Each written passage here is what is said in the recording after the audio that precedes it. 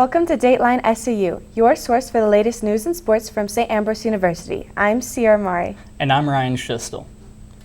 With the end of the academic year on the horizon, many St. Ambrose clubs and organizations are winding down their weekly activities. On Wednesday, campus ministry held their final Mass and More to celebrate and impart a blessing on seniors graduating from St. Ambrose.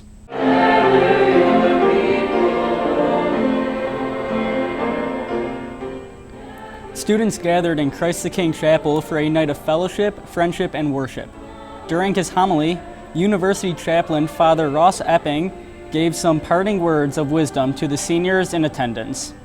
Embrace your newness and don't allow the unknown, whatever that might be, however that might show up, don't allow that to paralyze you in such a way that you can no longer hear the whispers of the Spirit. Don't let it shadow you in such a way that you turn in on yourself and forget to turn outwards and upwards. After Mass, campus ministry seniors were presented with parting gifts. 4 senior students were awarded the Faith Learning Justice Award for their hard work for campus ministry. The fellowship continued in the gathering space where current students and graduating Ambrosians reminisced about their 4 years at St. Ambrose. With the conclusion of Mass and More on Wednesday, campus ministry has wrapped up all its events in the spring semester, but events will return in the fall. For more information about future campus ministry events, watch your SAU email for the weekly Campus Ministry Bulletin. If you would like to get involved with campus ministry or have a question about one of its programs, feel free to email them at ministry@sau.edu. Mental health has been declared a global crisis by the World Health Organization. One alarming statistic is that suicide is a leading cause of death among 15 to 29-year-olds. The Gray Matters Collective is launching a chapter here at St. Ambrose University with hopes of spreading awareness and ending student suicide. Dateline SAU's Kyle Alexander has the story. Along with one of Gray Matters' strengths being that it is student-led, it is also guided by mental health professionals, including help from SAU's Student Counseling Center, who have seen the number of students visiting them double since last fall. One message I want to send out to the students here on campus is it's okay to struggle, but it's also okay to get help. If you're struggling, know you're not alone. There's so many people here on this campus, in the United States, in your state, in the world, that are more than happy and willing to and want to help you succeed and deal with the problems you're facing. The Gray Matters Collective is a movement for mental health awareness and suicide prevention. And we decided to start it here at St. Ambrose, my friend Abby and I, because we know how much it can affect, how mental health can affect so many people around the United States, around the world, here at St. Ambrose in every capacity you can imagine. And there's many chapters at other different local high schools and Augustana College as well. They're all student-led mostly. Obviously the high schoolers have to have some help, but we decided to start it as students here because we wanted people to see that we are just like them. We wanted other students to know that we're peers, we're not looking down on them, we know they struggle, we struggle ourselves, and we want to help build a community here on campus and a safe place for people who are struggling.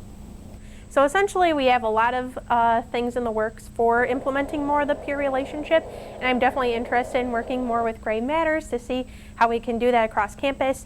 So I'm working with a small group of students, and some of those are in the Gray Matters group as well, to collaborate more on what modalities will fit with how peers can help peers, also maintain confidentiality, as well as keeping awareness of their own boundaries when working with others to make sure they're not also getting, overstressed, making sure they can be the best helper that they can be. So I'm going to be doing some collaboration with students on how that's going to work for next year. The Gray Matters Collective hopes it could destigmatize mental health, offer mental health resources for students, and end student suicide altogether.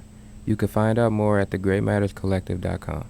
Kyle Alexander, Dateline SAU. Campus Ministry and the group Ambrosians for Peace and Justice teamed up to host a special event for finals next week. It took place Monday in Christ the King Chapel. Students could design a flower pot any way they desired, as well as pick their own flowers to place in their finished product. The purpose of this event was to de-stress students as they get ready to take their finals next week. Based on how successful Paint a Pot has been, both this year and last year, Campus Ministry plans to make this an annual event. Some SAU students, joined by members of the Quad City community, are involved with a special musical event, Frozen in Concert. They will be part of a live chorus who, with the Quad City Symphony Orchestra, will be accompanying a screening of the full Disney movie.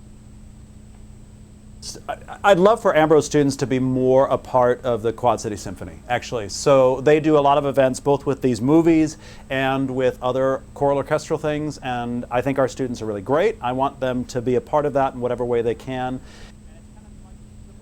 Frozen in Concert will take place at the Adler Theater Saturday, May 14th at 3 p.m. Earlier this week, the St. Ambrose community said goodbye to 16 longtime professors and staff members who will be retiring at the end of the school year.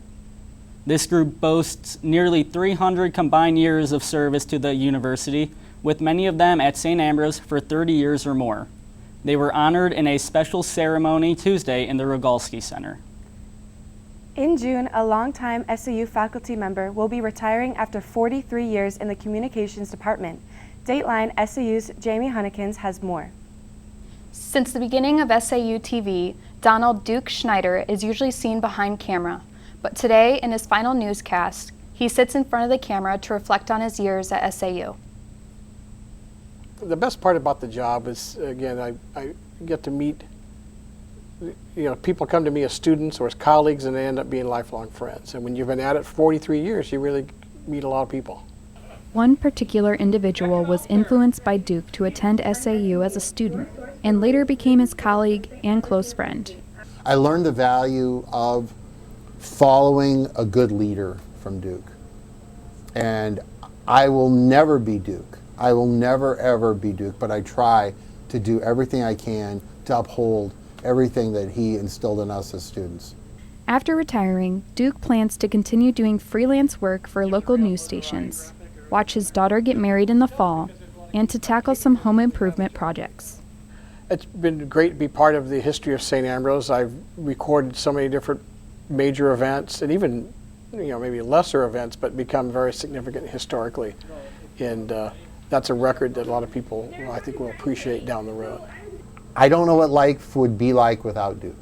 I mean, he's been a great friend and a good helper and a good supporter of everything I do. I know Father would be really proud right now if he looked back on the career of Duke. SAU wishes Duke the best of luck on his next chapter in life. Coming up after a short break, several St. Ambrose athletic teams enter postseason tournaments. And the St. Ambrose football team enjoys a nice turnout for their annual spring game. Abigail Vercalis will have these stories and more coming up after the break. On Dateline SAU.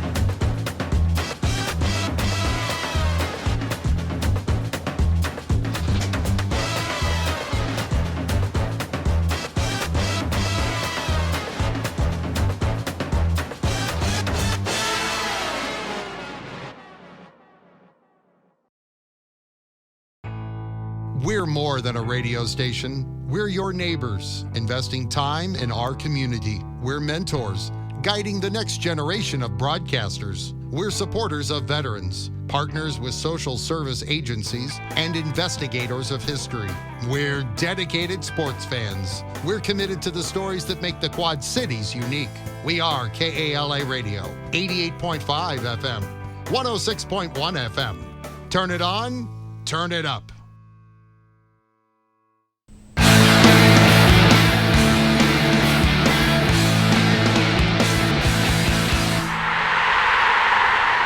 The St. Ambrose men's lacrosse team opened play Wednesday in the quarterfinals of the NAI Invitational in Pensacola, Florida. Falling behind early in the game, the Bees were held to their lowest score of the season and couldn't stage a comeback. The men end a fine year with a 14-3 record, the most wins ever in the SAU men's lacrosse program. Both the men's and women's lacrosse teams will be competing in a new conference next spring. They will be joining the Heart of America Athletic Conference in 2023. The women's teams include Benedictine College, Clark, Culver Stockton, Missouri Valley, and William Penn. Many of those same teams will be in the men's division, with the addition of Mount Vernon Nazarene. The Bees also compete in the Heart of America Conference in men's wrestling. The men's track team outdistanced the field to take the Chicagoland Collegiate Athletic Conference Championship last weekend in Joliet, Illinois. It's the team's first ever CCAC title. 2 members of the squad received individual honors as well. Will Reemsma won the 400-meter dash and the 400-meter hurdles and placed second in the 110 hurdles. He was named Track Athlete of the Meet. His teammate Mick Saloninus earned Field Athlete of the Week honors by winning both the shot put and discus events. The SAU women's team placed 4th at the championships. Even though it's still spring, the St. Ambrose community was ready for some football last weekend and a chance to get an early look at the Fighting Bees. The teams donned their pads for a large contingent of fans at the new Jack and Pat Bush Stadium at the St. Vincent Athletic Complex. It had the look of game day, with fans buying souvenirs and food as the teams ran through drills and played a modified intra-squad scrimmage. For parents, players, and coaches alike, it felt like fall cannot come soon enough. And new head coach Vince Phillip has been busy. Everything's gone quick this offseason, just kind of getting into the role and then just hitting the ground and going to work. The guys have worked hard all offseason, so it's cool to finally do it in front of fans and family and be on the new facility and everything. There's a ton of excitement, so everybody's ready to roll. I know that. It's great to have a spring game to end the school year. My son's super excited. And as a parent, it's kind of a great way to close off freshman year, and we're excited about the fall. So as an alumni, it's so great to be at this new facility, and we just can't wait for next year. The Fighting Bees opened the 2022 season on the road September 3rd at Waldorf University in Forest City, Iowa. The first home contest will be September 17th versus Lawrence Technological University, which will be homecoming weekend at St. Ambrose. The baseball team opened CCAC tournament play with a wild come-from-behind win in extra innings. After allowing 6 runs in the top of the 10th, the Bees countered with 7 runs in their half of the inning for a walk-off win over the Calumet Crimson Wave. They followed that with a 5-2 victory over Judson in the second round Saturday afternoon. But on Sunday evening, the Bees fell to Olivet Nazarene to suffer their first loss in the double elimination tournament. Then Judson got the revenge on Monday, eliminated St. Ambrose by a score of 15-0. The team ends the season with a record of 33-14. And the St. Ambrose softball team ended its season with a couple of heartbreaking losses in the CCAC tournament. After defeating Olivet Nazarene in the opening round, the Bees dropped games to St. Francis and Cardinal Stritch by identical 4-3 scores. Olivia McClintock and Erica Relves were named to the all-tournament team at the championships, as the Bees end the season with a 27-17 record. And that's it for sports this week. I'm Abigail Varkalis. And that's all we have for you on this edition of Dateline SAU. This is our final newscast of the semester, so that means we'll see you in the fall with all the latest news and sports from St. Ambrose University. Remember to check out the SAUtv Facebook and Instagram pages for our newscasts, late-breaking news, and more. You can also find news stories and videos on The Hive at SAUthebuzz.com. We leave you with some special messages for SAUtv Operations Manager Duke Schneider from Dateline SAU students past and present. Thanks for watching and have a great summer break. Duke, man, it's going to be a sad goodbye, but I want to say thank you for all you've done for me. You've seriously been a huge mentor to me throughout my entire college career here at Ambrose, and I wish you the best of luck in your future endeavors, and congrats on your retirement. Thanks, Duke, for everything you've done for me over the past couple of years, whether it was teaching me how to use a camera or filming my various audition tapes. It was truly appreciated, and you will be missed. It's going to be sad to see you go, Duke.